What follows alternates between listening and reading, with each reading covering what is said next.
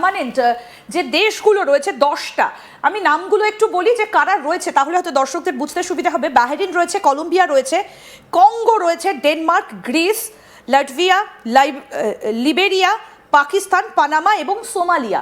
এই 10টা দেশ কিন্তু নন পার্মানেন্ট, অর্থাৎ 5টা পার্মানেন্ট P5 আর 10টা হচ্ছে নন পার্মানেন্ট। মোটামুটি হচ্ছে এটাই স্ট্রাকচার, এবং এরাই কিন্তু মোটামুটিভাবে কিভাবে কাজ করে এই ইউনাইটেড নেশনসের এই সিকিউরিটি কাউন্সিলের কাজটা মূলত কি? দেখুন, মূলত কাজ হচ্ছে স্ট্র্যাটেজিক সিকিউরিটি ব্যালেন্স গ্লোবে রাখাটা।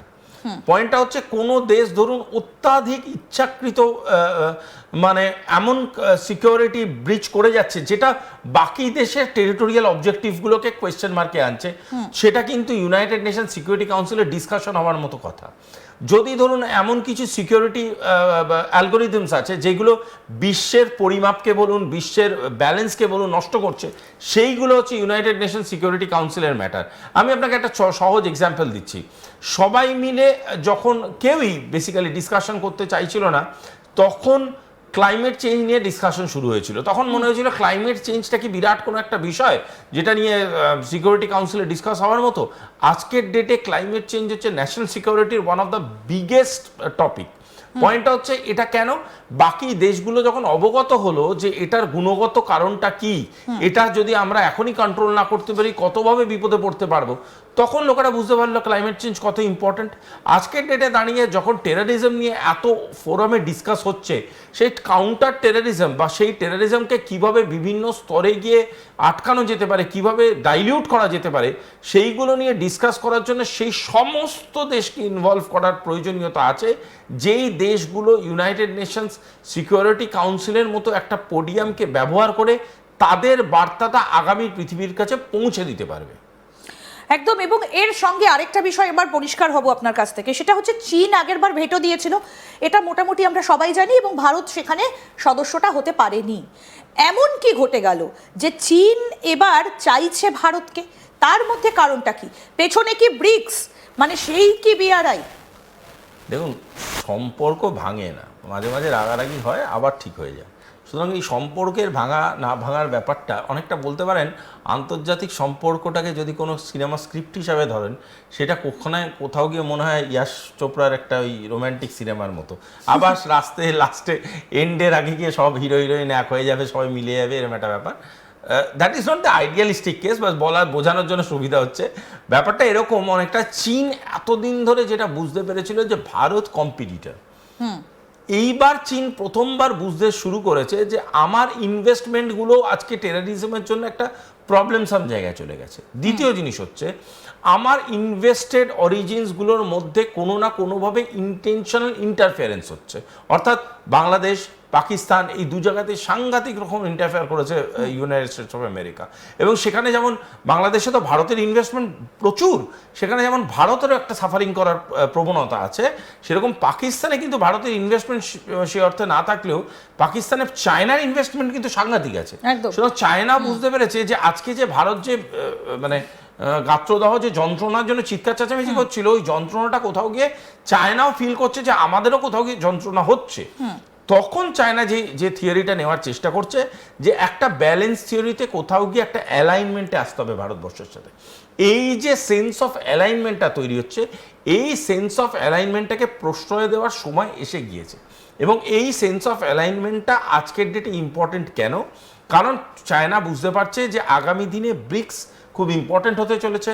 তাদের বেল্ট রোড ইনিশিয়েটিভটা যখন আস্তে আস্তে এক্সিকিউশন প্রসেসে যাবে, সেখানে ইন্ডিয়ার ডিপ্লোম্যাটিক স্টেটাসটা এবং ইন্ডিয়ার ডিপ্লোম্যাটিক ব্যালেন্সটা ভীষণভাবে উপযোগী হবে। মানে সবকিছুর পেছনেই কি এই ব্রিক্সটা ভীষণভাবে কাজ করছে? কেন কাজ করছে এটা বোঝার খুব দরকার আছে। কেন কাজ করছে? কারণটা হচ্ছে অল্টারনেট যতক্ষণ না আমাদের কাছে আসছে, যেটা আছে সেটা খারাপ না ভালো আমরা বিচার করবো কি করে? আমরা যদি দুটো প্রকারের আপেলকে হাতে না পাই, আমরা বুঝবো কি করে কোনটা জালি আপেল কোনটা ভালো আপেল? এতদিন ধরে ওয়ার্ল্ড পলিটিক্স আমাদের বোঝাচ্ছিল বিভিন্ন স্তরে, অ্যাজ ইফ ইউনাইটেড নেশনস যা বলছে ওটাই একদম বেদবাক্য। অ্যাজ ইফ নেটো যা করছে ওটাই আমাদের কাছে বেদবাক্য, ইউনাইটেড স্টেটস অফ আমেরিকা যা করছে ওটাই অ্যাজ ইফ আমাদের কাছে হওয়া উচিত যে মাথা নত করে বলবো মনিব যা দিয়েছেন এটার জন্যই আমরা খুশি।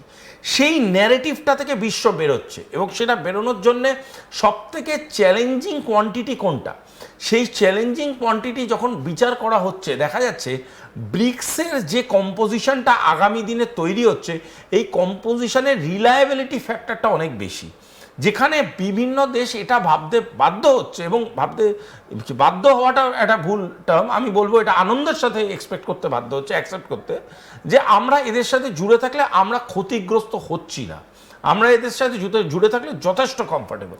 কোথাও গিয়ে কি ইউনাইটেড স্টেটস অফ আমেরিকার এই টানাপোড়েনটা, কারণ ডোনাল্ড ট্রাম্পের হঠকারী সিদ্ধান্ত, অনেকগুলো সংগঠন থেকে বেরিয়ে আসার একটা সিদ্ধান্ত ডোনাল্ড ট্রাম্প নিয়েছেন, কোথাও গিয়ে কি এটাও ভীষণভাবে ইউনাইটেড নেশনসকে নড়বড়ে করে দিয়েছে?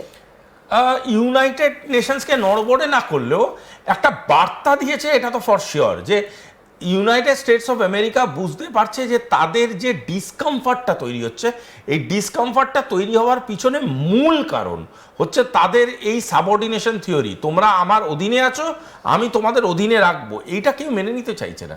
এবং আজকে তাই জন্য বিভিন্ন দেশের বিভিন্ন রাষ্ট্রীয় সংস্থার মাথায় বসে থাকা সত্ত্বেও তাদেরকে আজকে ব্যাকফুটে যেতে তারা বাধ্য হচ্ছে, কারণ বাকি দিক থেকে বুঝতে পারছে যে কর্নারিং প্রচণ্ড চার। আরেকটা কথা বোঝাটা খুব দরকার, ইউনাইটেড নেশনস কিন্তু মানে এমন কোনো অর্গানাইজেশন নয় যে অর্গানাইজেশনটার কাছে কোনো খবর থাকে না, ইউনাইটেড নেশনস কিন্তু ডিটেলড গভর্নমেন্টাল ইনফরমেশনকে ডিল করে। একদমই, এবং এইখান থেকে আমরা পরবর্তী যে আলোচনাটায় আসতে চাইবো সেটা হচ্ছে যে তাহলে কি ইউনাইটেড নেশনস এটা বুঝতে পেরেছে যে ভারতের সুপার পাওয়ার আর্মির হাতে এই মুহূর্তে গোটা বিশ্বের একটা রিমোট কন্ট্রোল চলে যাচ্ছে, তাই কি ভারতকে এইভাবে ডাকা?